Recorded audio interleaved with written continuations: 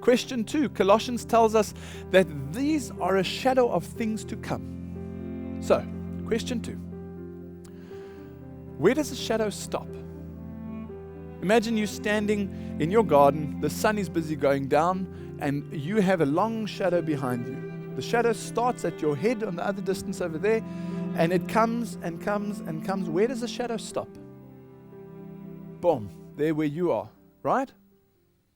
So these Sabbath laws, these new moon festivals, these various meat laws inside the ceremonial law were a shadow of whom nailed it to the cross? Jesus Christ. See, they stopped at the cross. And that's why when you look at the Jewish feasts in type and antitype, you can see that one Jewish year actually represents the entire Christian era. Let me explain this. Every Jewish year you would have various feasts. You would have the Passover feast, which would be on Nisan 14. And the Passover field was the type in the Old Testament of the antitype in the New Testament. The Passover on Nisan 14 was fulfilled in the crucifixion. Now we know that happened on Friday. There's some contention about that, but we'll get into that now.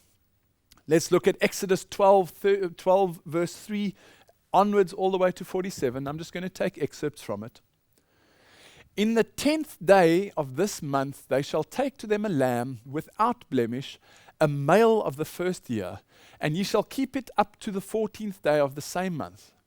So, regarding the Passover lamb, on the 10th day, Nisan 14, Nisan 10, you would take a lamb without blemish, a male, and you would keep it in your home, in your household, for 4 days.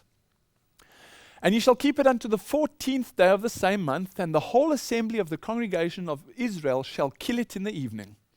And they shall take of the blood and strike it on the 2 side posts and on the upper doorposts of the houses wherein they shall eat it. And they shall eat the flesh in that night, roast with fire and unleavened bread, and with bitter herbs they shall eat it. It is the Lord's Passover. Thou shalt not carry forth aught of the flesh. You're not allowed to take any flesh abroad out of the house. Neither shall ye break a bone thereof. All the congregation of Israel shall keep it. Does this sound familiar? We've just been through the prophecies about no bone shall be broken.